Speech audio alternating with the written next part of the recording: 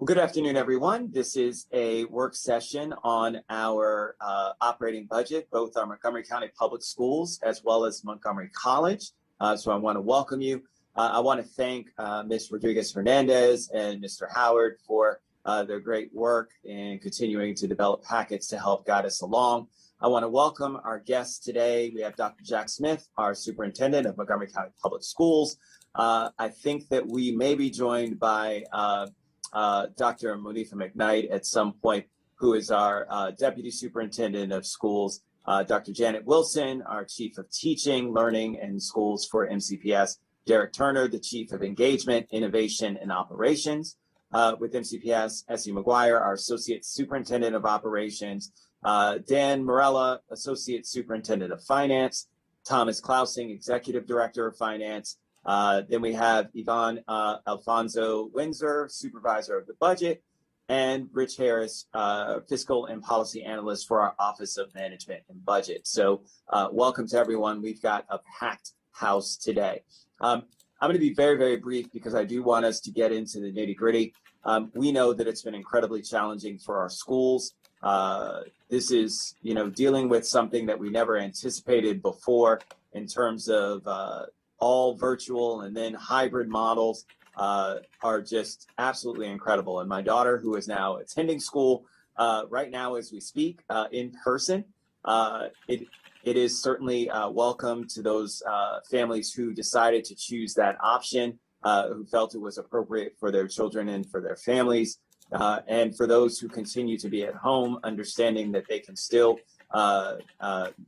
make sure that they're guarding their safety and ensuring that something that works better for them when it comes to their comfort levels is also incredibly appropriate. So I just want to thank the school system for continuing to be responsive to the needs and concerns of our community, understanding that we are not in a place where everyone feels comfortable being back into our schools and providing options for folks to remain connected, both teachers and students, quite honestly. To remain connected and ensure that we're still supporting our kids and supporting the overall mission of educating our children. I did want to turn to my colleagues first and see if they had any opening remarks, and then I'll turn to Ms. Wolf, President of the Board, and then to Dr. Smith, Superintendent. So colleagues, Councilmember Navarro. Yes, thank you very much, Mr. Chairman, and good afternoon to all of you. Simply just to express my appreciation also on behalf of our residents and all the students for your incredibly innovative ways of adapting very quickly and providing the best possible educational opportunities to our students. I know we are not confused that this has been very difficult, and there have been things that are going to be even more difficult as everybody gets back into the classroom. But I also know that each of you has expressed the desire to address and mitigate, and we all will work together to make sure that that happens. But given the circumstances and given this unprecedented time, I can say that I too associate myself, although I don't have children in the school system anymore, I do have nephews. And so I understand that each and every one of you has done extraordinary work to provide them and all MCPS students the best possible opportunity. So kudos to the leadership of the Board of Education with President Wolf, and kudos to the leadership of MCPS, Superintendent Smith, Dr. McKnight, and everyone who has come together to listen to parents, to work with parents, to work with students, to provide the best possible opportunity given the circumstances. So thank you again. Thank you very much, Councilmember Navarro. Councilmember Juando. Yes, I'll be very brief. Also, thank you. Good to see everybody. Glad that we're going to be able to take some steps forward here to this last quarter and into the summer and into next year. I know this group here collectively and many more behind all of us are committed to making sure our students have what they need to navigate this unprecedented time. And so really thankful as well to the team. We're here, this committee, as you know, and Dr. Smith always recognizes, is here to support and work with you. So appreciate both Dr. McKnight, Dr. Smith, everybody on the call, President Wolf. Looking forward to getting into the details. Thank you, Mr. Chairman.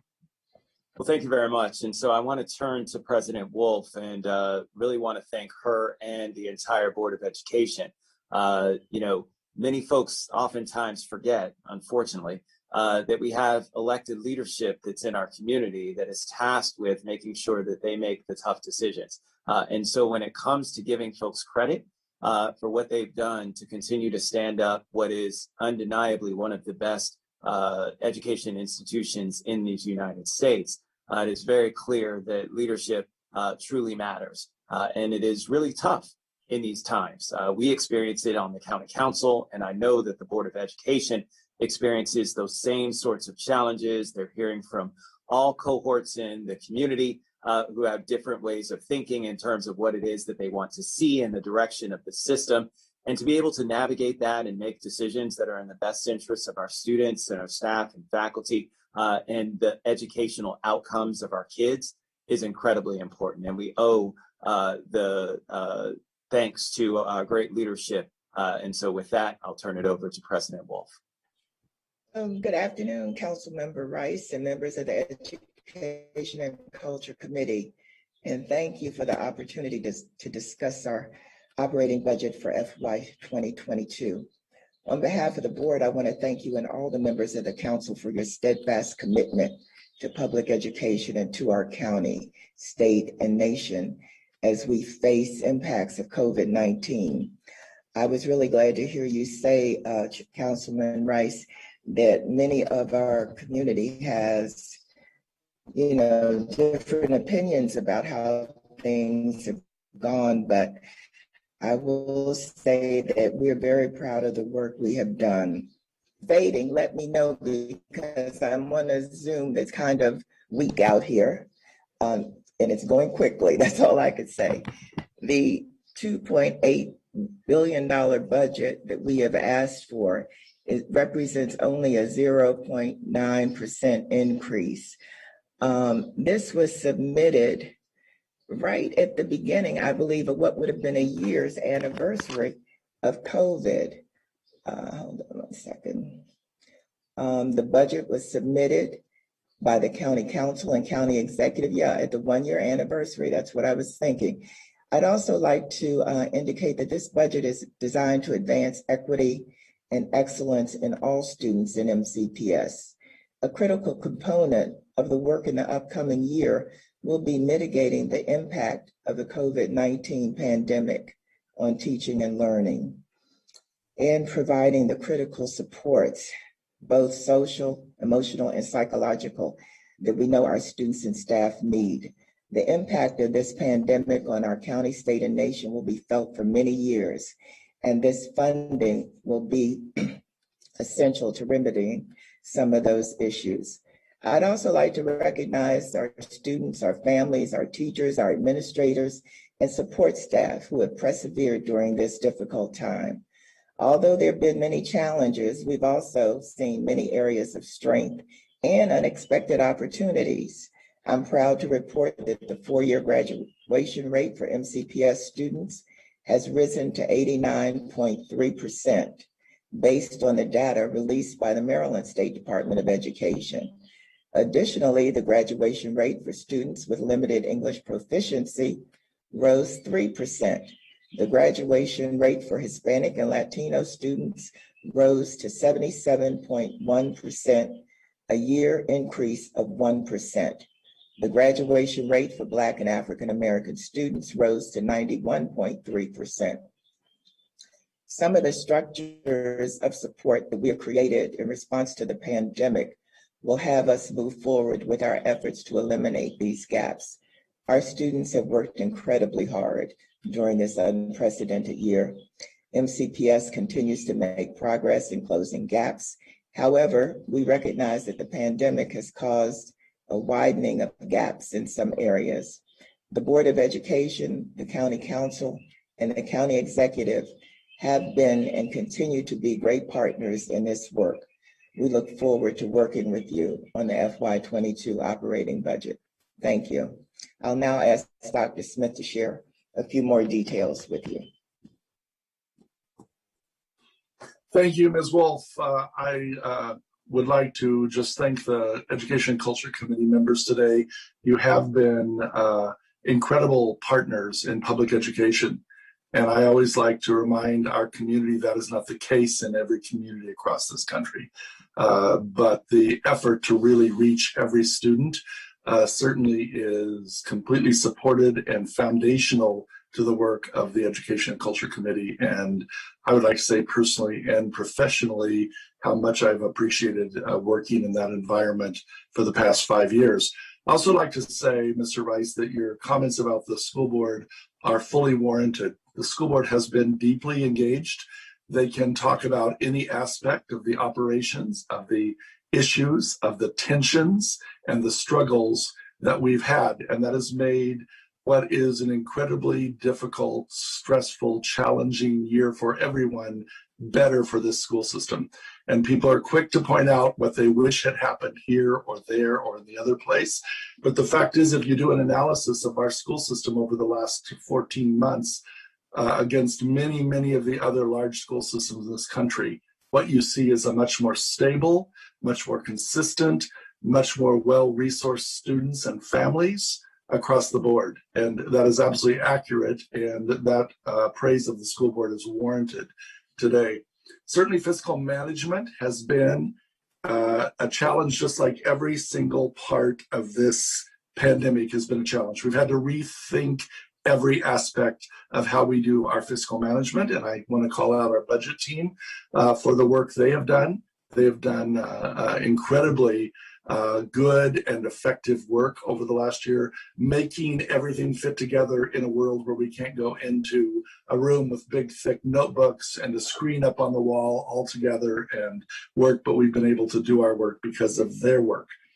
And spending, as we've done our fiscal management, has increased tremendously in food service. It's increased tremendously in technology and connectivity. People forget that connectivity part, but that should be fundamental every day, all the time for every child. And we've tried to make that so in the past year. Also, professional learning for our staff. All staff have had to have a great deal of professional learning about how to manage the virtual world, how to manage the distribution of food, of technology, of services across the county, and then how to come back together in our buildings where we're now serving about 65,000 students in person and another 90,000 or so on virtual platforms as we continue to do that. Some of our expenditures have actually dropped, as you can imagine, relatively small drops in utilities, some drop in diesel fuel for buses and school support expenditures overall. But the biggest area of increased expenditure has been around supporting the well-being and the learning of students. And we want to keep that going. And I was able to go through the packet, and I want to give the staff tremendous credit for creating a packet of information for the council members that I just thought was outstanding in terms of its depth and breadth and accuracy and comprehensive nature of it. And as we'll talk about what's going to happen in the summer, the coming year, and over the next 2 years, we do have some funding demands that are going to continue to be a problem and a challenge. One of them is in our health benefits. When I came to Montgomery County, we were $4 million the hole in our health benefit reserve. Last year, we had about $50 million in that reserve. It's actually a little bit more than we've needed over the last couple of years, but we've been able to use it to calibrate the budget so that we were able to do that. Well, because of the reservoir of healthcare needs that have not been addressed over the last 13 months, we expect the next 13 months to have tremendous healthcare increases. We're expecting a 5, 6, 7% increase. But we also have some funding that we can put in that reserve this spring, and we'll be talking about that today. We also have the local pension costs that cover the full pension for some of our staff members and cover the local pension smaller contribution for all staff members. And there is certainly the need going forward to address that. As the blueprint for Maryland's future, what's commonly called the Kerwin legislation, is fully implemented, these are two areas that the school system, the county government, and the state are going to have to really take a look at, because Kerwin calls for a great deal more staff. More staff equals more health benefit expenses and more pension expenses. And this is the prime opportunity to go back and look at that and come together with all of the stakeholders in the community and work with our state delegation to get some changes there that are needed for the future to make the blueprint very well positioned to be successful financially. And Mr. Rice, I'm absolutely preaching to the choir because you sat on that group for multiple years and you understand exactly what I'm talking about. But we do want to make sure that we address those this spring to the degree we can. We think that there's the good opportunity to add some money to the health care reserve this spring, and that'll position us so that we'll be right about where we need to be next spring if this wave of healthcare that has been backed up materializes over the next 13 or 14 months, and we think it will.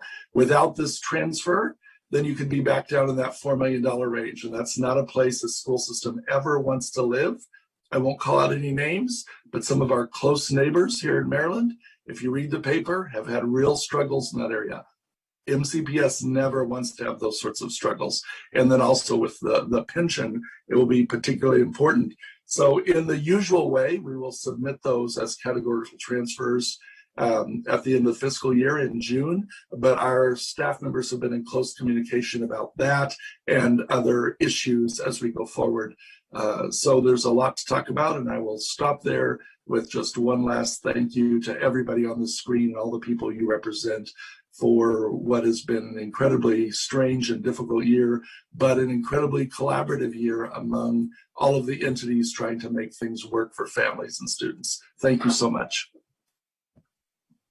Well, thank you to both President Wolf and Dr. Smith. And Dr. Smith, let me just take this opportunity, and I know that we will see you soon at a council session meeting, so I'm not going to jump the gun here, but did just want to say thank you for your continued years of service to our education system. We certainly have grown under your leadership. That is something that benefits every single child and every single family here in Montgomery County, whether you have children or not.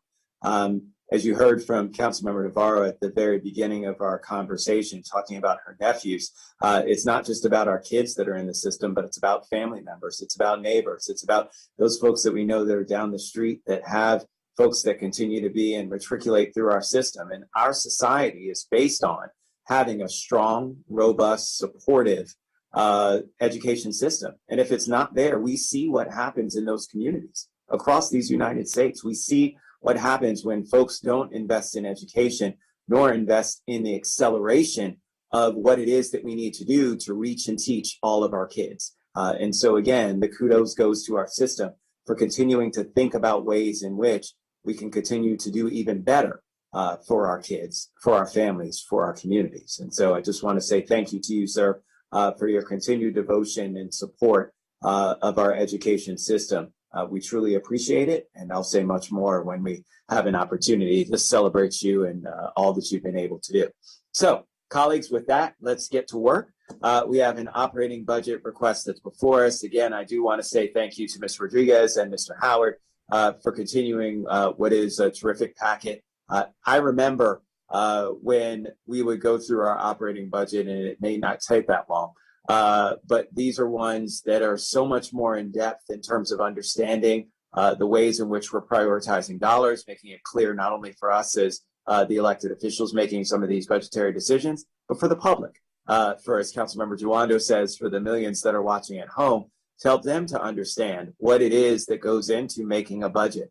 Unfortunately, this year with COVID, I'm remiss that we didn't have the same budget forums that we normally have leading into this, but I hope that folks have been able to follow along at home, whether you're watching via Facebook or our YouTube channel or just online and following along to understand how this money is being spent and how we are trying to ensure the education of every single one of our children. So with that, I turn it over to Ms. Rodriguez-Hernandez and to Mr. Howard to walk us through the packet.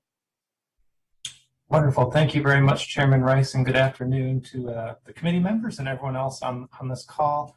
And to begin with, we want to, especially say thank you to all the MCPS staff that worked with us so collaboratively throughout the process of pulling together all this information, answering all our questions, and helping us to prepare all the information that's before you today. Ms. Rodriguez-Hernandez and I will kind of tag team this this packet. We'll walk through different items. There's 5 substantive areas in the staff report. The first 3, the operating budget overview, revenue summary, and compensation and benefits, are kind of the nuts and bolts of what comprises the MCPS budget. So we'll go through those 3 sections first, and then we'll stop there and see if there's any questions about those specific areas. And then after that, we'll proceed to the final 2 areas, which include the racial equity and social justice analysis, and then the summary of programmatic service changes that are included in this budget. And so with that, I'll turn it over to Ms. Rodriguez-Hernandez to start us off. Good afternoon, and thank you for that overview, Mr. Howard, and thank you again to all of the MCPS and OMB staff who are here today for the FY22 operating budget review. So the county executive recommends fully funding the board's request of a total $2,780,512,190 budget. That's a county contribution of about $1.7523 billion, and that's an increase of $50,000 over fiscal year 21. And this reflects about a $40.4 million increase over MOE for the fiscal year 22 budget. And part of the MOE increase is due to the decline in the September 30th, 2020 official enrollment count, where the local contribution required by the state could decrease by would be decreased by $39.8 million. And the board has requested almost a level services from fiscal year 21 for fiscal year 22. For the fiscal year 22 or 2021 to 2022 school year, MCPS is projecting an enrollment of 164,890 students, which is an increase of 324 students from the official count in September 30th, 2020. And that's also part of the reason for the increase of the amount over MOE.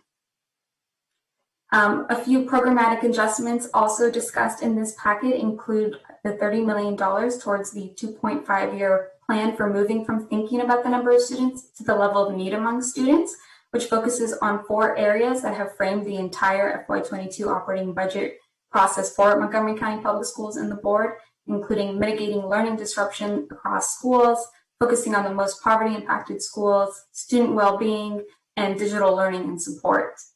In addition, there is an increase of $4.1 million and 22 FTEs for adjustments for accelerators for key bodies of work.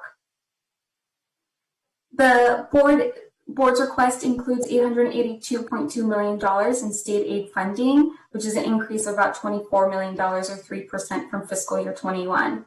This includes around $30 million for Blueprint for Maryland's future funding programs, as well as $29.7 million in hold harmless grants from the state. And in order for MCPS to receive that $29.7 million, the county must contribute at least $1 more in local funding than they did in fiscal year 21. And the board has requested the $50,115 over last year's contribution, so meeting the state's requirement. And the county executive recommends that as well. The board will utilize $25 million in fund balance, and $27.2 million is allocated to the other post-employment benefits trust fund for MCPS retirees. So the county executive's report. Mr. Rodriguez-Hernandez, what I wanted to do is I just wanted to stop here and see if there were any comments or questions from my colleagues. I will just ask one question regarding enrollment, and obviously, I hope that folks that are watching at home understand that we don't just fire teachers or dismiss staff because we've had an enrollment decrease. The reality is that while that might mean maybe one student, half a student over multiple classrooms in different areas, the reality is that enrollment really doesn't make a difference from a staffing model, which drives a lot of our costs. So I just want folks to understand that even though enrollment has declined does not mean that we can actually reap those savings. The reality is that those classrooms still operate, the staff still needs to maintain buildings, to provide support for teachers, all the things that are there. So I want just folks to understand that even an enrollment decrease, which may result in a justification for a reduction in MOE, doesn't really come to fruition when it comes to the day-to-day operations of our school system. But the question is, Do we have any anticipation? Have we already seen folks with expressing interest in the fall and coming back? Do we think or know, when some of those students may return back to the public school system? We've actually been analyzing the withdrawals. So when someone withdraws from the school system, we know where they went, what their new address is, what new school they've enrolled in, or parental instruction, or a virtual private school, or an in-person private school. And so we've done a lot of analysis of that, and we've reached out to a lot of families. And the overriding question from the families that are still in the area, and that comprises most of the families that are withdrawn, has been, if you offer a regular school experience of 5 days a week, every week for children, then we are intent on coming back. In fact, many of the responses were, we need to know this because we'll have to pay for private school registration in March or April. And so we started back in March announcing that we were working toward 5 days a week, every week, for all children and families to return to school, and also assuring our community that for children and families that have intense health needs or other reasons why they would have a very real need to continue on, that we would have a separate but equally strong digital platform for them. And part of what you see in this budget is planning for both circumstances. But the plan is, the staffing is, the facility, everything about it right now is aiming toward a regular, typical school experience for the vast majority of our students next year.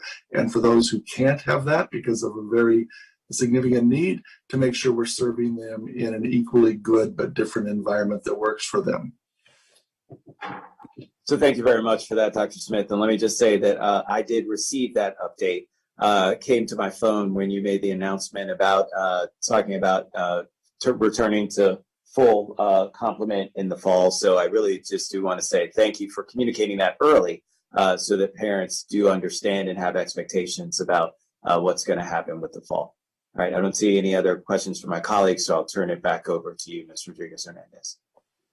Thank you. Yes, so the next section is the county executive's request, and as I mentioned at the beginning, he recommends fully funding MCPS's in the board's request. Council staff did want to know that the recommended tax-supported budget of $2.53 billion does depict a 1.3% decrease from the prior year, but that is due to a technical adjustment from how OMB categorized the additional state aid, specifically the hold harmless grants for fiscal year 22 state aid. The council has been tracking the related county support that MCPS receives from county government agencies and funds. And so the table on page 4, table 2, reflects the additional funding that MCPS receives. And this year it's a total of $327.1 million, including from debt service for school construction funds, the tech modernization project, which was reviewed during the school system's CIP review, and pre-funding for retiree health benefits. $85.6 million is tied to support services, which comes from departments like the Health and Human Services, libraries, CUF, recreation, park and planning, and more. And so when we talk about maintenance of effort, we talk about the county contribution level, and we talk about enrollment counts and how that impacts the per pupil amount. In September 30, 2020, which impacts the fiscal year 22 MOE amount, there was a decline of 3,647 students, which, again, as I mentioned, could have decreased the required local contribution by $39.8 million. And the board is requesting about level set with an increase of $50,000 for this year. And part of the reason is to meet the increase in students that are expected for this upcoming school year to about the level set pre-COVID. It is to continue mitigating the risks of the COVID-19 pandemic, but most importantly, it's also tied to the state's hold harmless grant requirement related to the Budget Reconciliation and Finance Act that says that the local agency must contribute at least $1 more than last year to receive the $29.7 million, which the grants address the state's potential decrease in funding due to the decline in enrollment. And to continue to address the potential issues related to whether the hold harmless grants, the decrease in enrollment, and the impact on MOE, the General Assembly has included new calculation methods for fiscal year 23 to address this issue. So for fiscal year 23, the MOE calculation can use either of the greater, the first being the September 30th, 2021 official enrollment count, which would be this year, or the 3-year moving average enrollment. And so if the 3-year moving average enrollment includes the 2020 to 2021 school year, the actual calculation would be the sum of the full-time equivalent students for the 4 prior school years minus this 2020 to 2021 school year and divided by 3. And so therefore exceeding MOE in fiscal year 22 would not increase funding requirements in future years. And in this last section, we have the COVID-19 relief funding that the MCPS has received and is projected to receive. And so that total with awarded and expected is around $422 million. And on the table on page 6, table 3, shows the breakdown of costs. The committee did receive an update in November 30th of last year on the funding that had been awarded at that point in time. But we've also included the projected funds that they are expected to receive and the potential uses MCPS will utilize them for. So section B has the revenue summary, and you can see the table 5 on page 7 summarizes the source of funds and then the changes from fiscal year 20 actual to the request and recommendation for fiscal year 2022. The local contribution amount is at $1.753 billion, which represents around 63% of MCPS's total budget. And this proportion has remained around the 63 to 64.5% range for the past couple of years.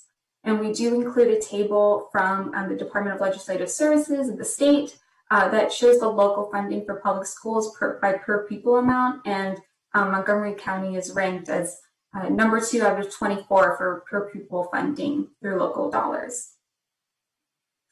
Next is the fund balance, and as I mentioned before, the account executive and the board have recommended and requested using $25 million toward this year's fund balance. The fund balance reflects savings achieved by the school system and funds not spent in a given fiscal year, and MCPS is prohibited by state law for ending the year in a deficit. The school system has utilized around $25 million in fund balance for the past couple of fiscal year reviews. And then looking into state aid, as we mentioned before, they're expecting a total of $882.2 million. At this time, MCPS is still awaiting further guidance and final allocation of funding from the Maryland State Department of Education as a result of the General Assembly session ending. So these are the best assumptions that the finance team at MCPS and the board were able to confirm at the time of the budget review process for both the county executive and the council. And so table 6 on page 9 shows the category of aid by major state revenue by category of aid and the change from fiscal year 21. And the governor has also included $20 million for the supplemental instruction and tutoring expenditures line. And MCPS is still awaiting the guidance on how to utilize those as well. For the blueprint for Maryland's future, the governor's budget included around $30 million of restricted and unrestricted funding, and the categories and funding level are shown on table 7. The governor also included the hold harmless grants, which we've discussed, which are related to the decline in enrollment in 2020, and also to ensure local contribution funding for school systems during the fiscal year 2022 year. And this section just provides additional information from the BRFA, the Budget Reconciliation and Financing Act of 2021. And it also provides a little detail on that the $29.7 million will be divided through the declining enrollment grant, which is $23.8 million, and the disabled student transportation grant, which is $5.9 million. MCPS is planning to utilize the first grant, the 23.8 for declining enrollment, towards their 2.5-year plan, which again is framing those four factors are framing the entire FY22 operating budget and that the plan is focusing on. And as I had mentioned before, the tax-supported total recommendation in the county executive budget reflects a slight decrease from last year due to the technical amendment from OMB on how we categorize those whole harmless grants. And so the next section is compensation and benefits. Thank you. So I'll walk through the compensation and benefits section. Actually, before you do that, Mr. Howard, I wanted to give an opportunity because B had a lot of things loaded in it to give my colleagues a chance if they had any questions. If not, we could move forward, but no, good. Okay. All right, we're good to go. Sorry about that. No worries, of course. So with compensation and benefits, the council did review this data for all agencies on April 27th. As part of that, the full council's discussion on long-term compensation sustainability, the council did ask that staff continue to review benefit plans, costs, and funding across all county-funded agencies. And as Dr. Smith already alluded to, with MCPS. Mr. Howard, I'm sorry. I was wrong. I do have a question about B. If I could jump in just before we move. Sure, Councilmember Jawando. Just about the blueprint and the time period for these state allocations and the criteria. Do you know anything more, the school system, the board, about the timeline for when you're going to know those criteria and be able to kind of firm that up? You know, it was mentioned that you're still waiting on certain criteria. Is that, could someone just address that holistically or specifically? Sure, be happy to, Mr. Jawando. When you look at Table 7, the vast majority of the money in Table 7 is continuing funding. It was there in 20, it was there in 21, it'll continue in 22.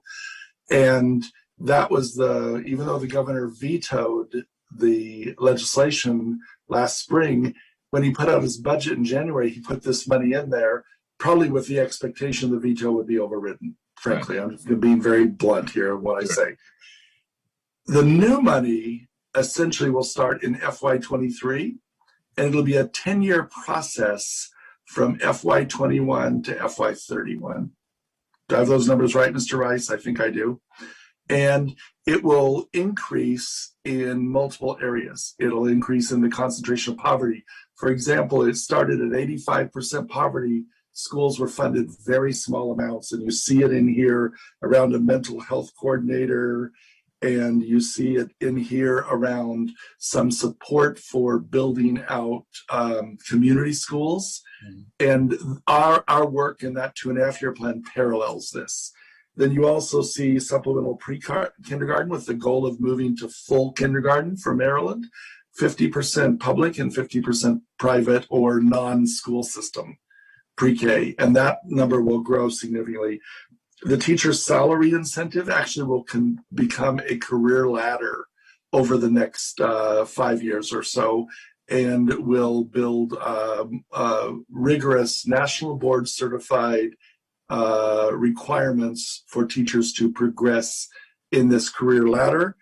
And then the special education support for students with disabilities will continue to grow in an effort along with the concentration of poverty, the pre-kindergarten, and the transitional supplemental instruction are all aimed at diminishing the disparities that have existed for different student populations and at different service groups, ESOL, special education. And so all of those things come together. So they will grow over 10 years with a lot of money being infused starting in 23 and then growing over about 4 years after that, and then leveling off in the last couple of years. And so we're dissecting all of that legislation right now because they didn't just override the veto, they passed a Kerwin 2.0 during the session, which did make some changes structurally to it, but didn't change the concepts or the intent or the end goals.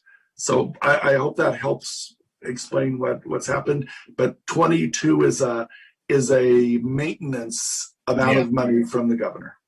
I appreciate that, and yeah, we'll have to get into that in the next year for sure about what that will all mean. I merged my questions. I also wanted to ask about the supplemental instruction and tutoring expenditures that Mrs. Rodriguez mentioned, the $20 million, and that you're waiting on guidance of how to utilize the funds. I know you're already moving forward with summer school and the thing. Do you have any more information about the timeline of and what you're thinking and when you'll get that finalized guidance and how you're going to use that money? Absolutely, and we're not waiting to build out a structure for them to provide the guidance. What we'll do once we have the guidance is grade the different funds that are available to us to make sure we provide the service. But actually, I'll ask Dr. Wilson. I believe all of the information for summer is going out today. Is that accurate? It's all being launched today on May 3rd? Yes. And so, Dr. Wilson, if you want to share some of the plans, I'll tell you, we expect it, we're planning for, and we're going to make it bigger and more extensive than last summer, which was by far the biggest summer program MCPS had ever had. Dr. Wilson? Thank you, Dr. Smith. Be happy to talk about our summer program. As Dr. Smith said, last year, our summer program reached approximately 45,000 students with about 80,000 seats being taken by students. We certainly want to exceed that this year. And certainly the extra dollars and resources will help. What we are concentrating on is certainly mathematics and also literacy and numeracy at the primary grades. We'll be offering summer programs in our local schools, as well as providing system-driven opportunities for our students in the way of credit recovery. And also first-time coursework for students. We offered this past year the ability for our students to lighten their course load by dropping certain courses because of the tension between, the virtual school and the amount of credits many of our students were taking. So we wanted to make sure that we put those courses back in the summer so they can complete those courses and be provided the credit.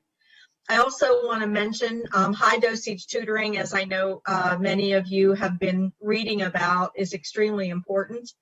Also to complement our summer program, which we will be doing, not only will we be offering summer school, but we'll be offering some additional tutoring services as well. And then the tutoring and the extended learning time opportunities will extend into the fall. And as Dr. Smith said, we don't have a lot of the guidelines yet, but we know that, at a high level, this is certainly fair use of these funds to provide our students these services. Appreciate that. And I actually saw an email today last night or today about summer school. The school's trying to get ahead of knowing who wants to be interested in collecting on Google Docs. And so I think I'm glad parents and families will know that's coming. So.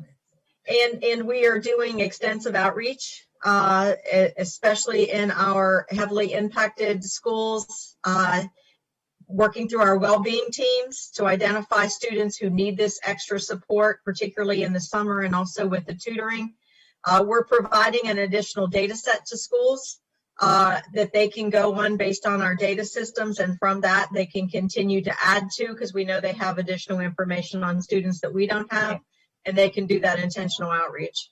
Well, I think, Mr. Chairman, I know all of us will want to do this, but this might be worth a coordinated with the system, some sort of, we share the graphic and pump out as much as we can, because I know a lot of parents and families are trying to figure out, how do I sign up? What's available? What do I do? Where do I go? And so it's just something that I know all of us care about, and I want to just flag it. So thank you. Thank you for that information. We'll get on that this week. We'll provide all the information to the council members so that you can help us get the word out.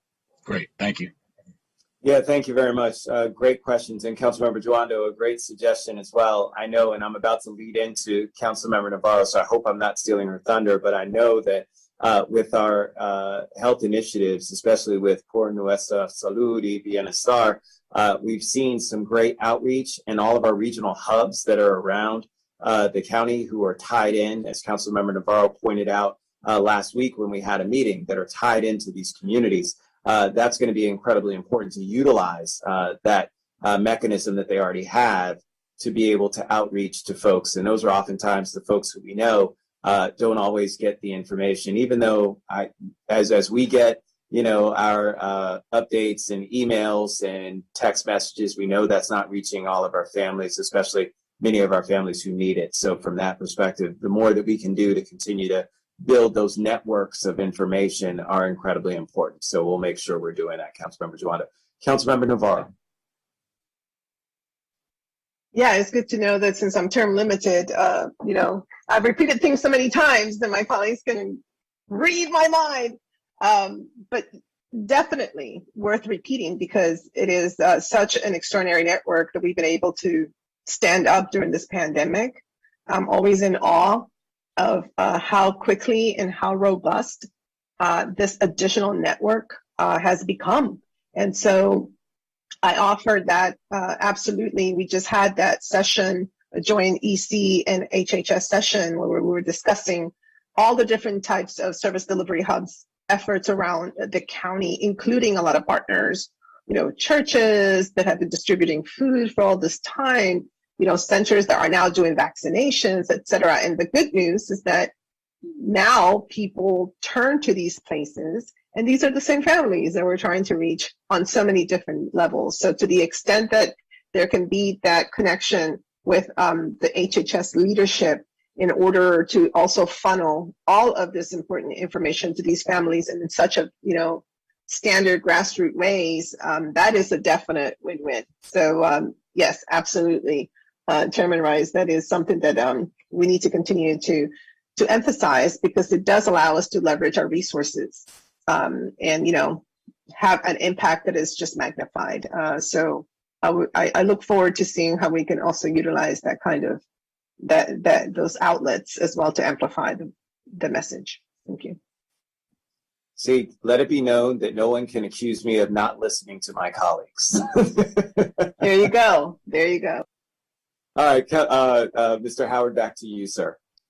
Thank you. And real quickly, Mr. Juando, I want to point out that one of the things with awaiting the final guidance from the state is that we just wanted to make you aware that depending on where the state lands and whether stuff should be categorized as restricted or unrestricted, it may change how we show some of the dollars in the current fund versus the grant fund. So as we get more information on that, we may come back with you to show you how some of the dollars are shifting around, but that won't impact the bottom line of how MCPS gets to spend the dollars. And so with compensation and benefits, you've already heard information on this issue across all the agencies. So we've just done a breakdown of MCPS's information here. So I won't go through that other than to note that as Dr. Smith already mentioned, council staff is happy to work with MCPS and looking at review of any of the different benefit pieces. And also note out, as we do every year, that $55 million is required from the state pension shift that we have to fund in local dollars. That's dollars that can't be used for other classroom-based initiatives. And so with that, I will turn it back to Ms. Rodriguez-Hernandez. Great, thank you. The Section D focuses on the racial equity and social justice analysis of MCPS's operating budget review, and this is a new part of the council's and county agency and department budget review process this year. Summarized in this section, you will see that MCPS's budget and the board's request included a chapter-by-chapter overview of how each chapter promotes racial equity. And so you can see that starting on page 14. In addition, the committee has, as you are very well aware, have discussed and requested comprehensive review on the equity measures MCPS is taking and their initiatives and efforts. And so, for example, the November 12th Mental Health Diversity and Increasing Diversity in Mental Health Professionals committee meeting was discussed last year, and future sessions will be scheduled on various parts of MCPS's equity initiatives. The package also. Sorry, go ahead. Oh, I'm sorry. When you're done with that, I've got Councilmember Navarro. So go ahead. Okay. Yes. Sorry. And so MCPS has also implemented the All-In Equity and Achievement Framework, which serves as a guide to address disparities by reviewing student outcomes holistically and to be able to focus resources and support to closing gaps in opportunity and achievement for all students. And this framework, it comes under the guise of the all means all approach that MCPS is committed to and is divided into 3 components. The first is the evidence of learning, which measures student progress on 3 measures, with students being successful if they are successful in 2 out of the 3 measures. And it allows MCPS to make sure that those students who are meeting those measures continue to, and that those who are struggling to meet those measures are able to be identified and address any of the root causes that may be not allowing them to succeed in these measures.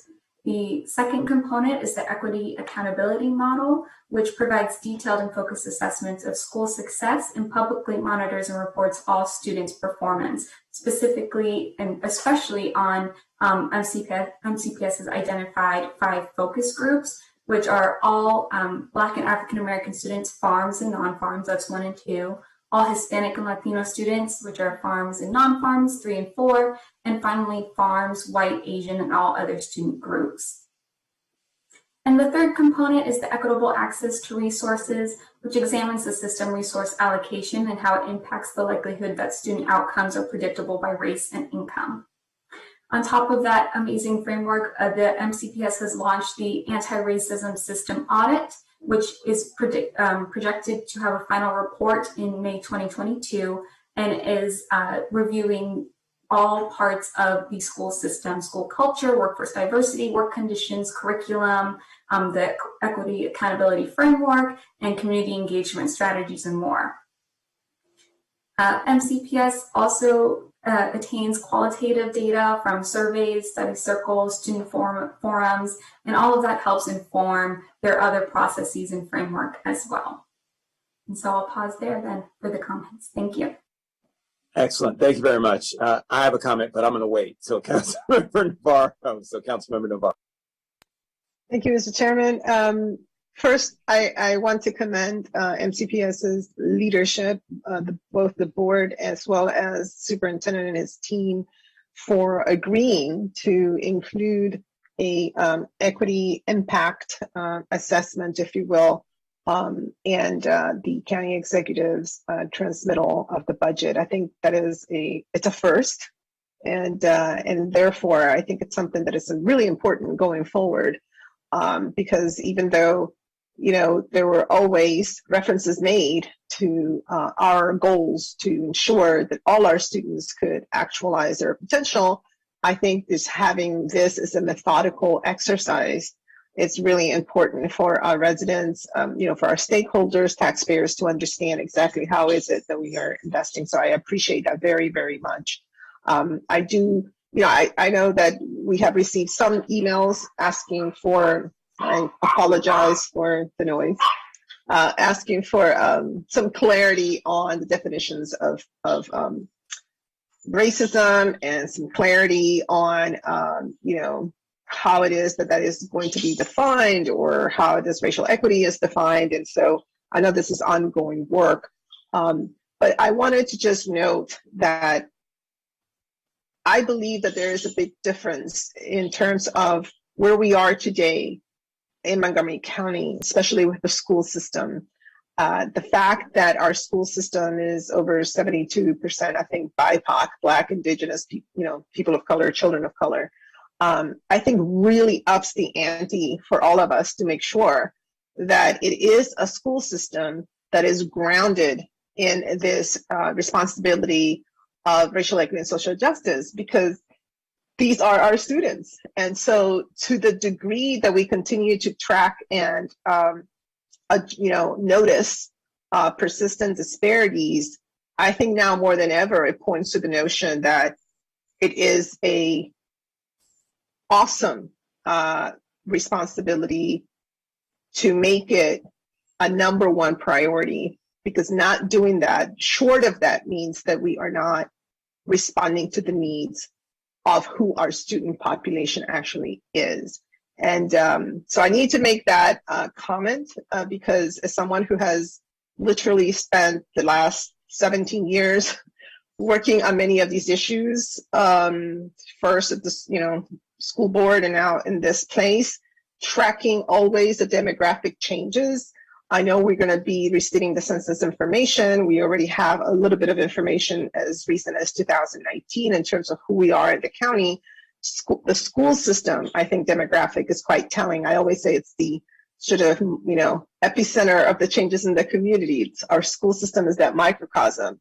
And so as we continue to have an excellent school system, we have got to continually redouble our commitment to not being afraid or shy about acknowledging that these issues of equity have to be paramount in order to sustain that quality in school system. So I applaud all of you for being very upfront about it and putting forth the data, and just invite all of us to recommit and continuing to put this front and center again, because now it's not just about something good to do. It's literally about being true to serving who our student population is, who our consumers are, and that is extraordinary. So thank you for doing all of this, and I just really look forward to seeing how this continues to evolve in this space of such importance to not just our students and families, but to the county. Thank you. Mr. Rice, may I make one brief comment? Councilmember Navarro, I think you just summed up beautifully the circumstance and the challenge and the opportunity and everything that is before Montgomery County. I want to give one number, though, that I think says it all about what's possible. In the year 2000, which was a great year for MCPS. It was a great year. It was the year I graduated high school. Very great year, by the way. You're probably one of these students I'm going to talk about. There were 7,167 advanced placement tests given in the year 2000.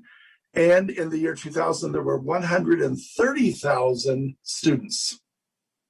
So just do some quick math in your head. You can see there, that's about 5%, okay? In the year 1999, so the year, in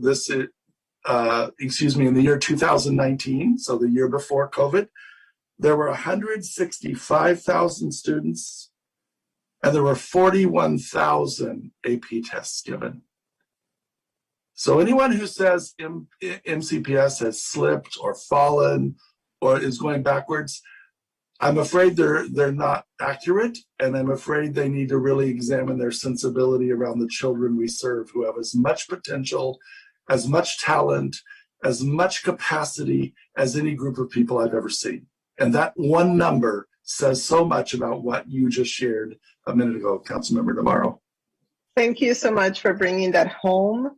I did serve on the Board of Education for 5 years, and had to continually bring up the notion that excellence is not a pie. It's not, some finite thing, that if we opened opportunities, our students, our brilliant students, regardless of who they were, would step up and take advantage of it. And this has been a very important piece of the narrative that we have got to continue to share with numbers, with data, and as I said in my remarks, it continues to be a very, very high quality school system, which then absolutely, in my opinion, is an example of demystifying that whole entire rhetoric that, if it's too diverse, or if we have poverty, that somehow is going to erode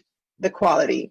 This has not been true for us, and it is because we are not afraid and we're not shy to work, to recognize where we need to do more work and just do it.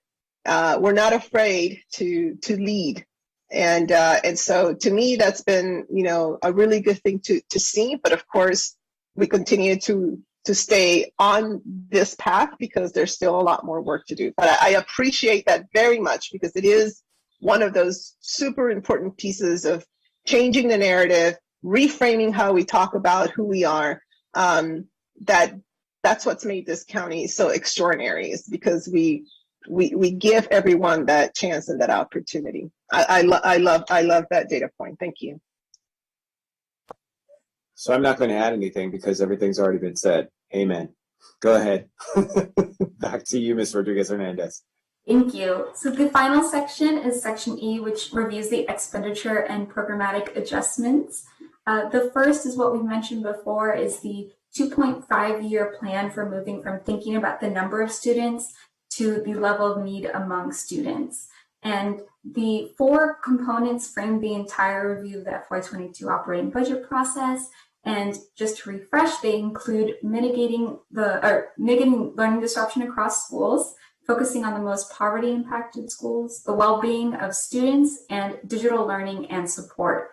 At this time, MCPS is dedicating additional $30 million for this plan and unrestricted revenue from both state and local contributions.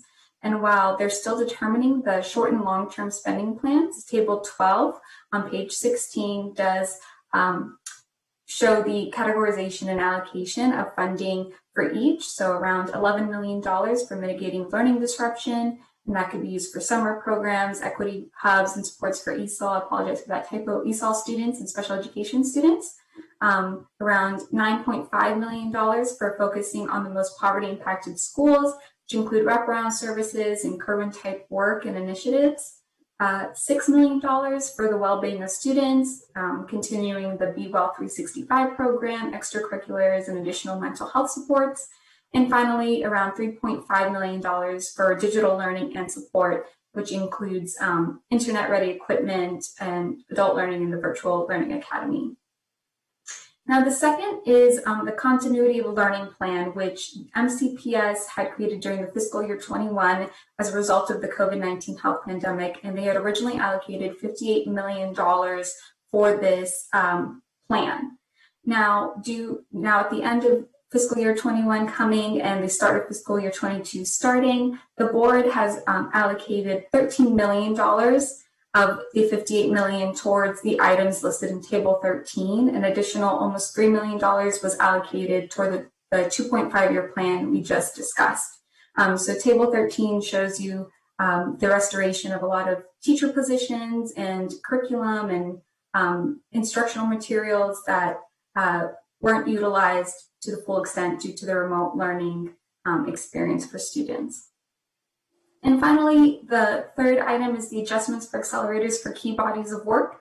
And Table 14 shows the allocation of the $4.1 million and 22 FTEs that are included for Chapter 1, Schools, Chapter 3, Curriculum and Instructional Programs, Chapter 6, Engagement, Innovation, Operations, Chapter 7, Operations, and Chapter 8, Technology, Support, and Infrastructure. So you can see the specific items that they are funding in the positions as well. And that concludes Council staff's review of the operating budget. We do recommend approval of the executive's recommended budget, which fully funds the board's requested budget. Well, thank you very much, Ms. Rodriguez-Hernandez and Mr. Howard, for a great overview.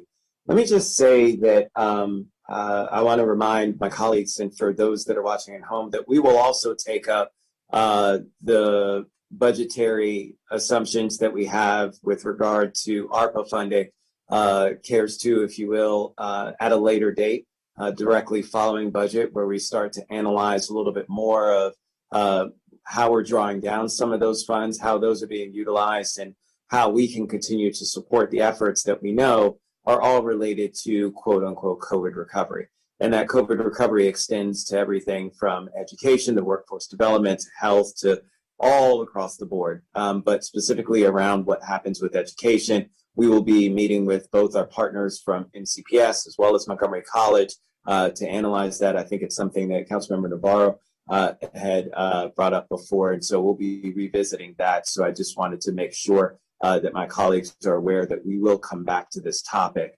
and continue to analyze how we best do this and prepare ourselves for the fall, when we know that there's still so much that needs to be done, understanding that there will be students who have not been in school at that point, in-person learning for a year and a half. Those are the families who opted to stay out of going back to the hybrid model, and really, will want to be prepared to meet them where they are and certainly provide the supports necessary for those students as they come back into our classrooms, come back into our schools. And I know that the school system's been working on that tremendously in terms of planning those efforts, planning those mental supports that need to be there, the infrastructure that's necessary, all of those kinds of things. So we look forward to working in partnership with the school system as we anticipate those additional needs that will be there. So with that, council members, I don't see any other requests for comments. We have a recommendation for approval of the county executive's budget, which is approval of the Board of Education's request at their funding level. I will do a formal motion for this instead of doing just without objection. So is there a motion? Second. It's been moved by Councilmember Giwando and seconded. All in favor, please raise your hand. And that is unanimous from the committee. Thank you very much again to our school system, to you, President Wolf, to you, Dr. Smith, and to all of your team and staff. We really want to say thank you for everything that you've done for our students. And on behalf of a parent, let me just tell you that this year has been tough. It's been one that's been up and downs where we've seen successes, we've seen challenges, I've seen it personally. And let me just say that the dedication of your teachers, your staff is incredibly important. And I know that all of us who have family and who have children that are in the system, whether they be our own children or familial children, really appreciate what you've tried to do because it's been hard. It's been hard on everyone. It's been hard on them as individuals. And it's been really difficult. But the key is that you led with your hearts. You really wanted to help our kids, and that shone through, right? It's not going to be a perfect system because we never could make one that's perfect, let alone that could be perfect in the face of a global pandemic. But we tried everything we could to support our kids, and that is something that's indicative that people saw. I know there are detractors out there who continue to try and tear down the system, and I understand that. And I understand that's important too, to keep holding us accountable and make sure that we can build back better and build an even stronger system that meets the needs of all kids. But at the end of the day, you've done great work.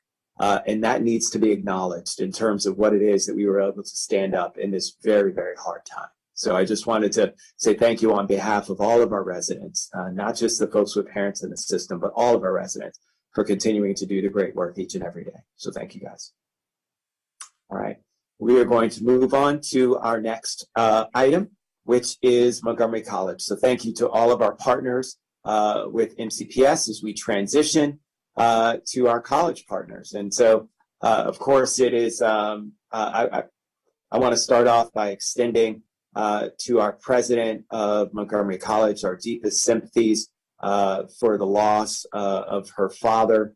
I know personally that Dr. Pollard held her father in very high esteem and attributed him with so much of her success in terms of who she is as a woman, who she is as a mother, who she is as a leader in our community, and also as a leader of Montgomery College. And so our hearts go out, our prayers go out to her and to her family, certainly as she gets through this incredibly difficult time.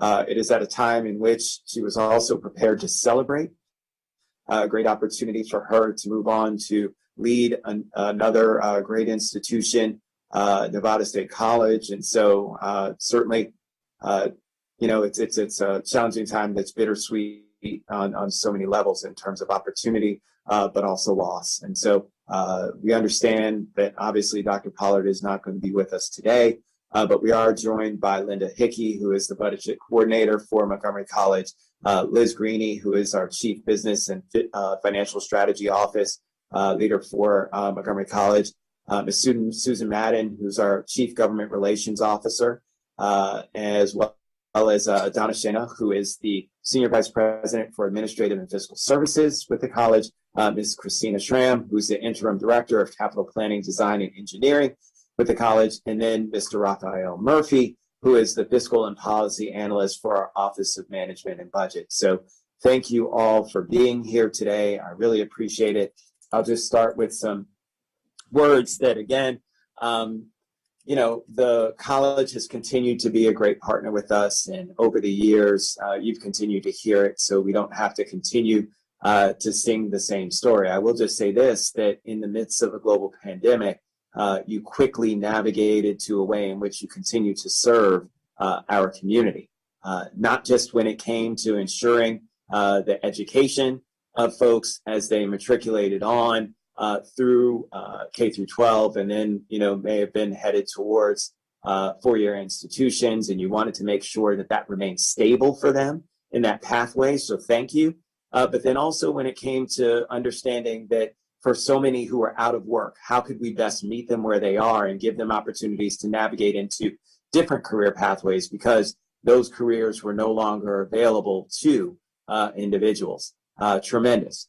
And then on top of that, to understand your role when it comes to just shoring up our community and serving as a hub for our only mass vaccination site, to make sure that you partnered with us to make sure that health is a number one priority for those in our community, understanding that if you're not healthy, you can't become educated because you're so focused on everything else, and being able to eliminate some of those stumbling blocks for those of us who needed that in our community. So again, as we say every year, Montgomery College continuing to answer the call of the community and the needs that are there. And so really want to thank all of you, thank our Board of Trustees members as well for all of their great work in the leadership at Montgomery College, both staff and faculty, who continue to support our students through some troubling times. There was a lot of worry.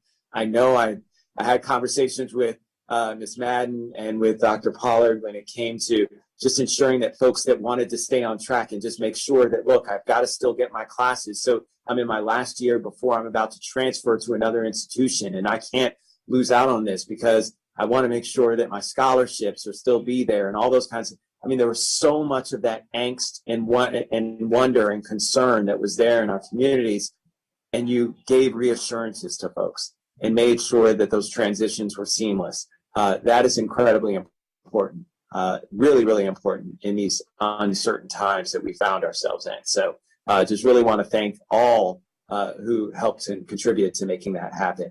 Let me turn to my colleagues first. I'm going to turn to Councilmember Navarro, then Councilmember Jawando, and then Ms. Madden, I'll turn it over to your team. So Councilmember Navarro. Thank you, Mr. Chairman, and also want to join in expressing my condolences to Dr. Pollard and her family. As you said, she would constantly talk about her father. Her face would just lit up. And we kind of had this in common because we happened to be sort of daddy's girl in the sense of just having very strong fathers who, as she said, which was interesting to me because I've said that before as well, were real feminists, even though for a while, it took me a long time to realize that was a thing, but I think it's an extraordinary legacy. And so I know how tough this must be.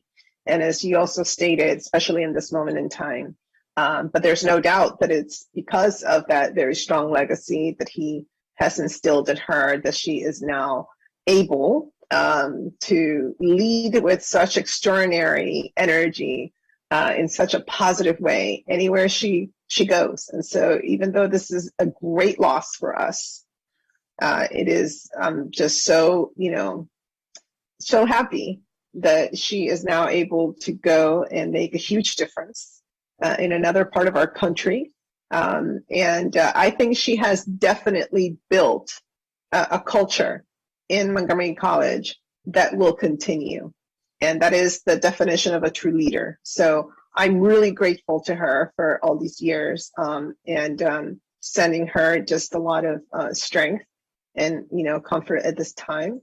And in general, just again, thanking the entire team here because just as we were just discussing about MCPS, you have absolutely stepped up once again to meet the moment, to be there for students in this particular moment and responding to the very unique circumstances And now, as people are beginning to think that, okay, we can start making plans again, and we're getting vaccinated, etc., there will be such, I think, a absolute demand for the college, and for folks who want to take advantage and continue to pursue their education. And again, you have proven that you are a institution that is part of the backbone of this county. So thank you for always meeting the moment, and for everything that you will continue to do, and undoubtedly for always being such a great partner to us through all the ups and downs we've been through together. You've always been there to also work in partnership and be part of this amazing team. So thank you again. Thank you very much, Councilmember Navarro. Councilmember Giwando. Thank you, Mr. Rice. You all said it beautifully. Want to add my condolences to Dr. Pollard and to the entire Montgomery College family. I mean, because you could look at her relationship with her dad and the light that she had and not see where that came from. And I think she did a post, you gave me my name and life, and she does just a great tribute. Similar to Councilmember Navarro, these are hard. This is hard when you lose a very close loved one. I actually texted her the day my father passed away 4 years ago, the day her dad passed, and we texted about that. And it's funny how life works. That you can have both that type of transition and a blessing that was her announcement to go pursue a wonderful opportunity.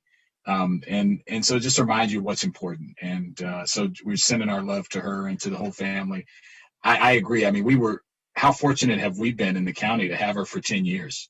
That the college president tenure, I don't know what the average is, but it's usually not that long. And so I agree that the foundation has been laid. You have a great team.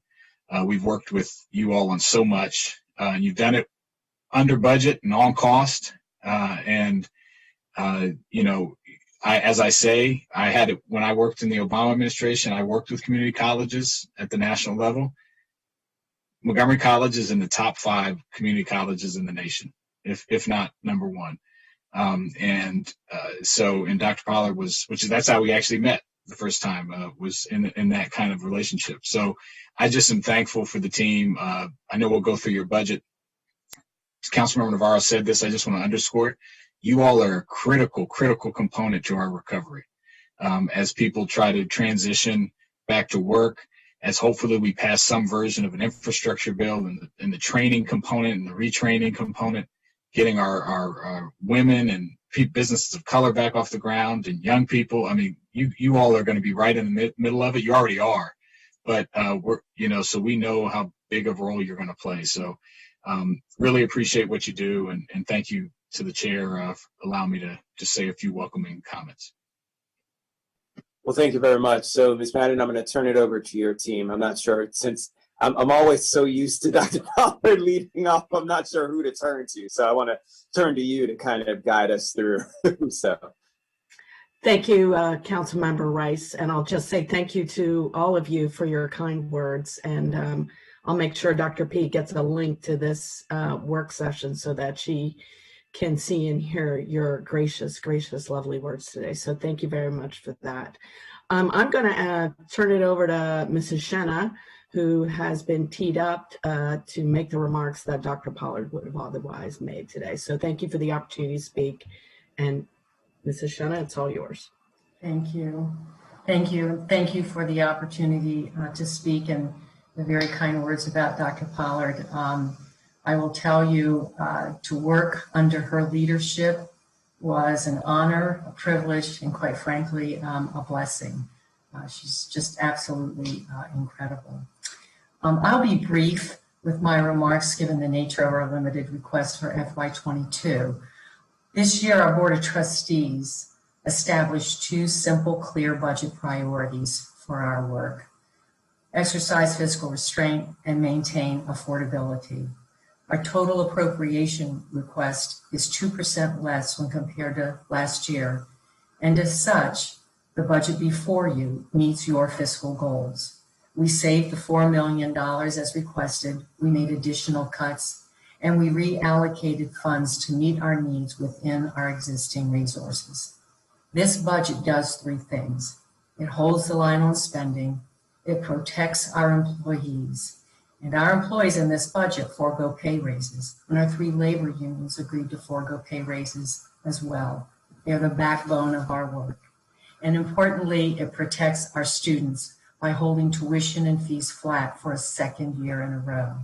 With only a small increase of $500,000, we can continue to advance our shared goals, to spur innovation and early access to STEM careers through the operation of the Innovation Hub, and to continue the Montgomery Can Code program. We know and appreciate that you recognize how conservative this request is. And in closing, it's important for us to recognize our employees and to express our deep gratitude for their dedication and hard work throughout this crisis. It is their sacrifice that puts Montgomery College in a strong position to weather whatever the fiscal future holds for our community. Thank you, and I'm happy to answer any questions. Well, thank you very much, Ms. Shana. And let me just say that I actually want to apologize.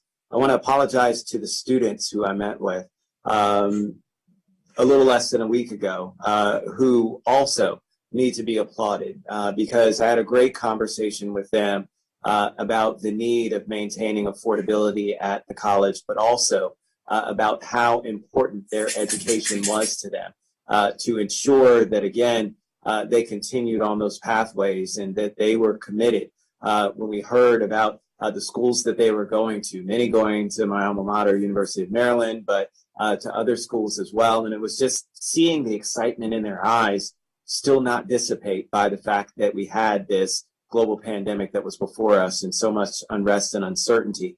And they were still looking towards the future, just says something about how you're preparing our students. And that is incredibly important. Teaching them about resilience, teaching them about how to ensure that not just for them, but for others as well, that they get to follow in those same sort of pathways, because that's what they're doing. Many who are going off to four-year institutions, that affordability is not going to affect them. But it is about making sure that folks who fall behind have the same opportunities that they had as well. And that is incredibly important. So I really want to thank them for their leadership as well. So with that, I'm going to turn to Mr. Howard and Ms. Rodriguez-Hernandez to walk us through the packet.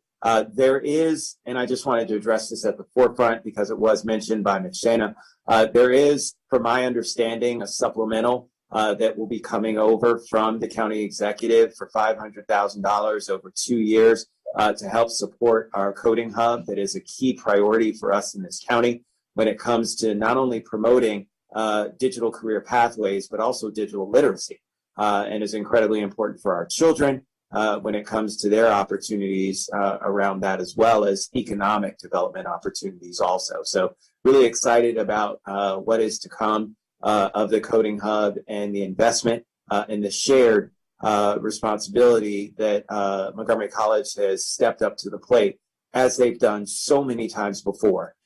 When it comes to really highlighting things that are important to our community and to our community's future, and playing a key role in making those kinds of things happen. So again, want to thank the college for their leadership and for their partnership along those lines. So Mr. Howard, Ms. Rodriguez-Hernandez, the floor is yours. Thank you very much, Mr. Chair. And I want to start off by, as we do with MCPS, thanking the college staff for, as always, tremendous cooperation with providing us information and materials and answering the myriad of questions that we have and the last minute meeting requests and all that kind of thing. So they are always wonderful to work with, and so we are very much appreciative. The college budget on the first page of the packet shows you the status of the different funds that the county executive recommended, and we'll go through those in more detail. It's a very similar budget to last year in terms of dollar amounts, and the decreases that you see are primarily from projected reductions in tuition revenue, which, as we know, is incorporated into the college's current fund. So we have 5 main sections to walk through: the operating budget overview, enrollment, staffing, and programmatic service changes, the non-tax supported fund summary, and then we have a follow-up on the FY 21 to 26 CIP on the information technology project. That discussion was deferred during the CIP discussion. And I did want to mention that because there might be some confusion with numbers, for the operating budget, the college did request $500,000 for the Montgomery King Code in the operating funding. And then the supplemental that the chair was referring to will be a capital budget supplemental. So with that, I'll turn it over to Ms. Rodriguez-Hernandez to start walking through the packet. Thank you, Mr. Howard, and again, thank you to all of the Montgomery College and OMB staff for helping us go through the review process and attending today's discussion for the committee as well. The county executive recommends fully funding the college's request at a total of $312,582,500.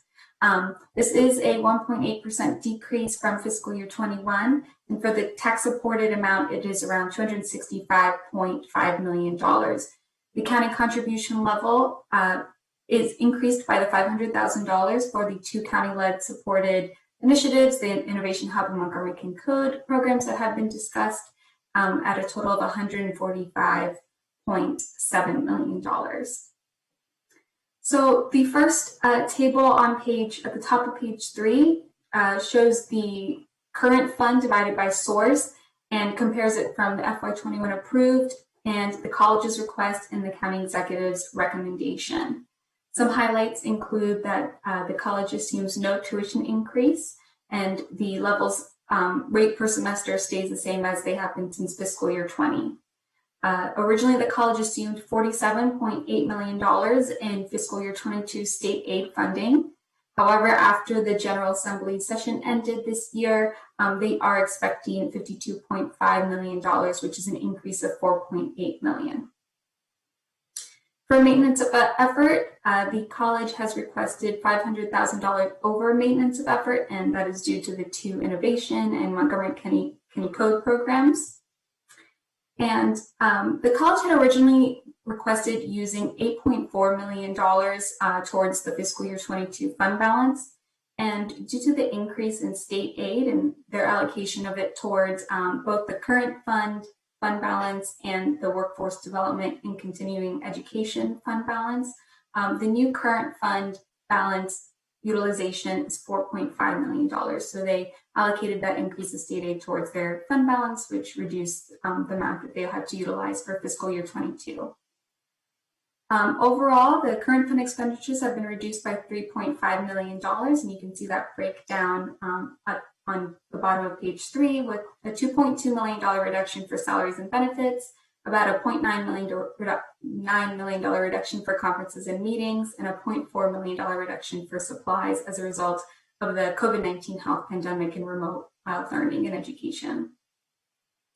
The current fund also includes 2 other components with requested county funding, and the first is the Emergency Plant Maintenance and Repair Fund at $350,000, which provides funding for unanticipated expenditures and emergency repairs not funded elsewhere in the budget. And the second is $400,000 for tax-supported grant funds to provide for community needs not met elsewhere, and also the college's adult literacy program.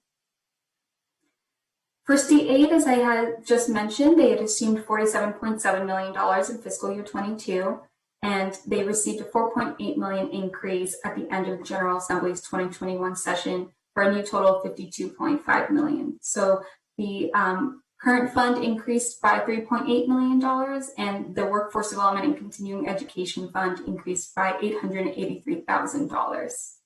And they will be utilizing it towards their fund balance.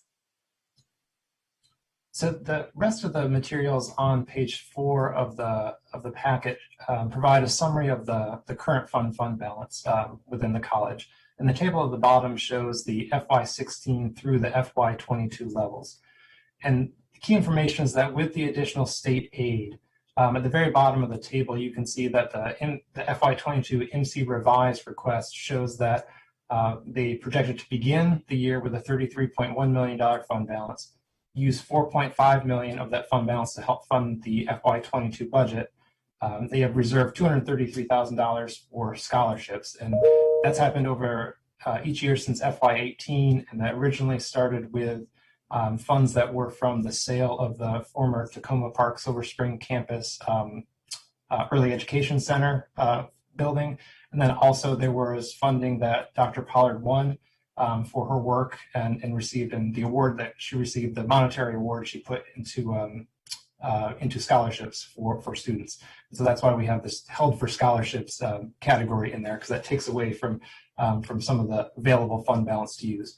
And so what we have is a projected year-end fund balance for the college of $28.4 million. And as you can see over the years, the fund balance has typically been much lower, but increased in the FY21 and FY22 timeframe.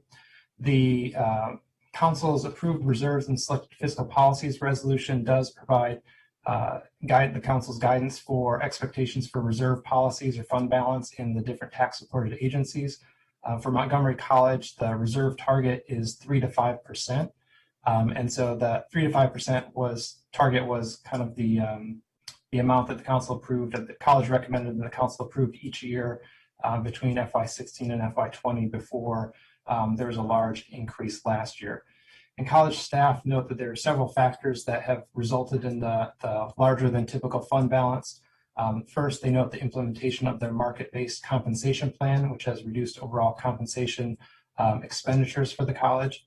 The fiscal austerity efforts related to the economic and funding uncertainty, a lot of that related to COVID and remote learning and all the different factors that have gone on since then.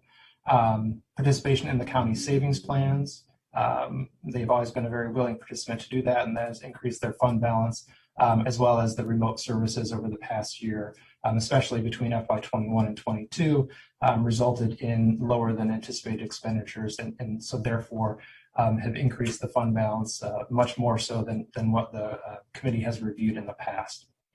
And as we'll talk a little bit about more later in the packet when we go over the CIP project, due to the large fund balance, Council staff does recommend utilizing a portion of these funds for current revenue needs in the FY22 budget. In the end, even if the committee does approve that recommendation, the college would still have a higher projected ending fund balance than the $24.4 million that they projected when they sent over their budget prior to receiving the additional state aid. And next section is back over to you, Ms. Rodriguez-Hernandez. Thank you. So the next section is the COVID-19 relief funding. And the college has been awarded both state and federal funding in two categories, institutional portion funds and direct student aid funds. So for the institutional funds, the college notes that Dr. Pollard and the Board of Trustees work together to determine how best to utilize these funds, including helping the county rebound, leveraging technology and the skills of faculty and staff, and as well as future-proofing the college. In addition, the college is currently utilizing the federal funds for required improvements to their HVAC systems to meet CDC guidelines. So Table 4A shows the awarded and distributed funding, as well as the projected funding that they are expected to receive for the institutional portion at a total of $46 million. Most of it is to defray the expenses due to COVID and mitigating the risks, and the college is utilizing them for one-time costs. The second table, 4B, at the bottom of page 6, shows the direct student aid total amount. Again, that's what's been awarded and distributed and what's expected to be received at this time at a total of $33.6 million.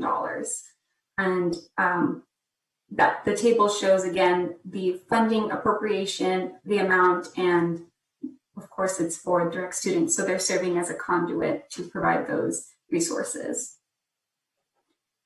As we did with all the county departments and MCPS, we asked Montgomery College 3 baseline questions to help establish the racial equity and social justice analysis and efforts the college has undertaken and through their budget review process. And this information is summarized in this section. And The first question was, does your department use quantitative and qualitative data to track program access and outcomes for different population groups? The answer is yes. Listed below are some of the sources that they use to collect that data, including the college area review process, multiple surveys for quantitative and qualitative data, the student success scorecard and performance accountability report, as well as specific measures for specific programs. And in regards to the second question, which talks about how the college or program, depending on the department and review, but a college impacts community residents and serves as a benefit, the college serves all members of the community and all of their students participating in their programs and courses. And we just wanted to highlight some information that shows their efforts in promoting racial equity, including that over 78% of the college's students are persons of color, and you can see that breakdown by enrollment count and graduation rates at the bottom of page 7 on the Montgomery College student demographics table. And approximately 66% of the college's students attend part-time due to jobs, familial obligations, and other affordability issues. And as they're able to attain their degree, which can help their financial security and also their quality of life. And the average household income of federal financial aid recipients was just over $27,000. And so when asked how Montgomery College promotes racial equity, I think a lot of it can also be said of Dr. Pollard's legacy on Montgomery College as well, but serving as low-cost on-ramps into the institution for every type of individual, from K to 12 students to individuals coming back and learning new skills. And the demographic information we shared above. The college shared information on the Board of Trustees resolution on racial inclusion, the President's Advisory Committee on Equity Inclusion that meets monthly to help achieve equity for all Montgomery College students, employees, and business partners, the Office of Equity Inclusion, and the Chief Equity and Inclusion Officer who participates in the President's Strategic Leadership Team, and as well the Equity and Inclusion Roadmap for Success from 2020 to 2025 plan. So moving on to the next section, which is enrollment and staffing. For enrollment, the college is facing in fall 2020, they faced a 6% decline from the prior year, and that is lower than the national average of 10%. And they're expecting to have small enrollment decreases for the next few years, with increases beginning in fall 2023. And some of the factors include MCPS's draw rate into the college, as well as the seniors or 12th graders, and MCPS having a decrease in total enrollment for that grade level as well. The college's fall 2021 credit hour enrollment is projected at 19,236 students, and for the workforce development and continuing education students, it's at 31,295. Despite the declining enrollment related to the pandemic, it's important to take note of the college's innovative efforts and initiatives to support their students and staff during this time, including the accelerated courses for spring and fall from 5 to 7 weeks from the original 15. And while the pandemic's effect on enrollment projections could not have been predicted, the college has been facing overall declining enrollment trends since the end of the Great Recession. And in relation of the enrollment tied to tuition and revenue, serving as the second highest funding source for the college, and the first being county contribution, council staff recommends scheduling a future committee session to discuss the causes and impacts of the nationwide declining community college, and specifically for Montgomery College, and potential local initiatives to increase enrollment financial security. The college has shown and proven time and time again their innovative efforts, especially in this area, and we would just like to have a specific conversation on this. And then for the positions, as Mrs. Shanna mentioned, the college has not recommending any new positions for fiscal year 2022, and they will not have wage increases for their full-time and part-time faculty. In addition, the college had a hiring freeze beginning in July 2021, and although there is some flexibility, if there's a critical need, some of the senior vice presidents are able to hire temporary workers on an as-needed critical basis. Table 5 shows the summary of the fiscal year 2022 positions. And again, just reminding the committee that of the $3.5 million reduction in current fund expenditures, 2.2 of that was in salary and benefits relating to the cautionary hiring and compensation practices, the reallocation of vacant positions to areas of need, and then the market-based compensation reevaluation of recently retired and vacant positions. Next is compensation and benefits. Yes, for the college compensation and benefits is very straightforward, and Ms. Jenna already mentioned the fact that there will be no pay adjustments for the college in FY22, and so the compensation costs are nearly level with FY21. For the programmatic services and changes, we discussed it in the beginning, so I'll go through it quickly. That the college requested the $500,000 over maintenance effort for Montgomery Can Code, which delivers summer coding camps, and the Innovation Hub, which is an outgrowth of that program, which will serve the entire community and allow for a space of entrepreneurship and community problem solving. So $250,000 has been allocated for each. Section D is the non-tax supported funds, and Table 7 summarizes the expenditures, the description, and the funding levels for each of these funding sources. And finally, we have Section E, which is the fiscal year 21 to 26 CIP amendment follow-up. As a result of the county executive's affordability reconciliation project for the college's CIP, the chair had requested Montgomery College to present non-recommended reductions, and one of those was a $1.433 million current revenue reduction for either fiscal year 20, 21, or 22. And the college provided a non-recommended reduction of that amount in fiscal year 22 for the Information and Technology College project. As a result of the importance of IT in this time of remote work and learning, the college or the community committee deferred a decision on that item so that alternative funding sources could be discussed. Federal relief funding and state relief funding are being utilized for one-time operational expenses, so which would not meet the institutional costs and base costs of the IT college project.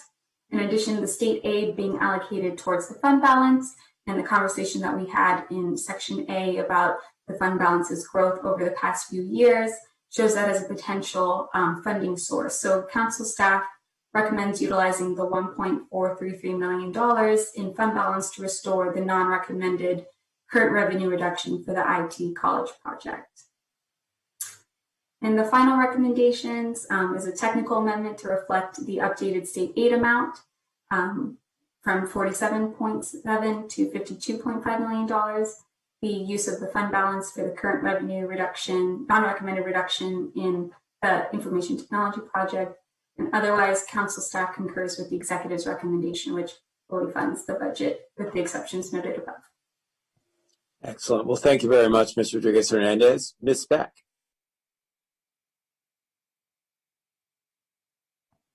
You're muted, Ms. Beck.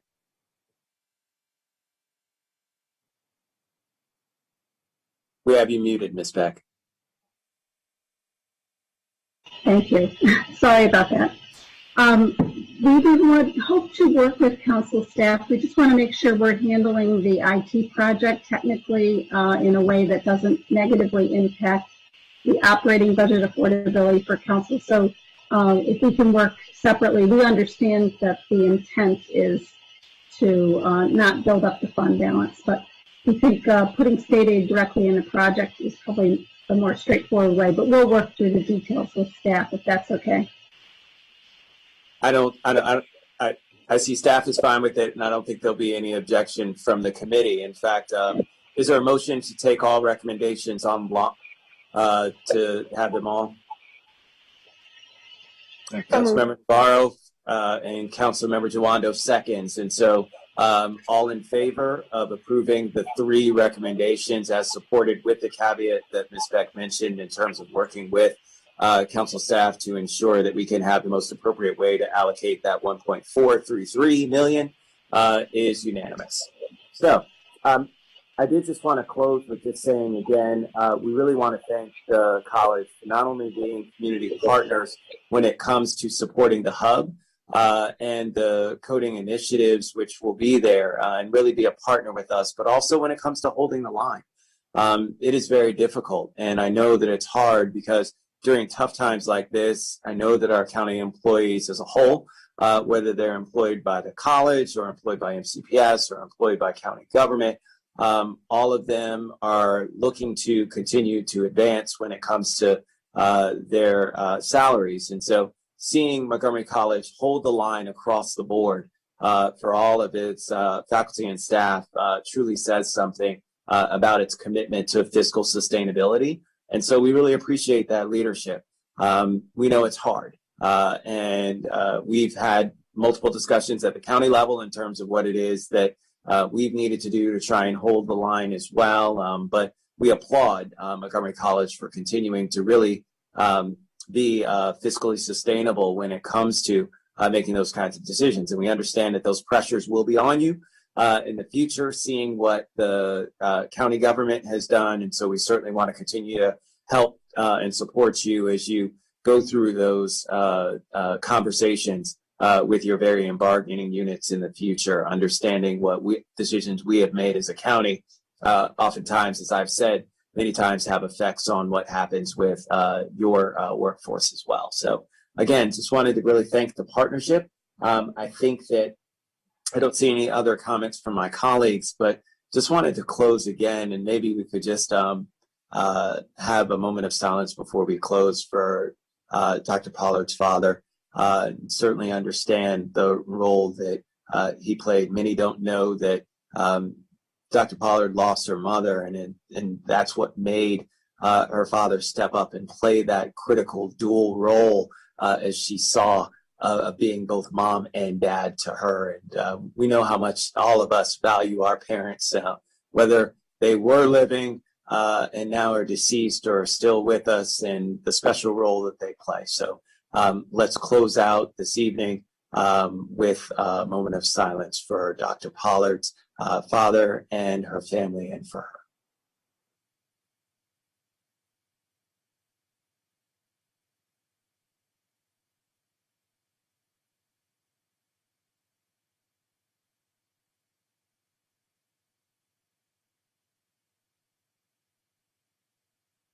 Thank you so much. Ladies and gentlemen, we are adjourned. Take care. God bless. Thank you very much.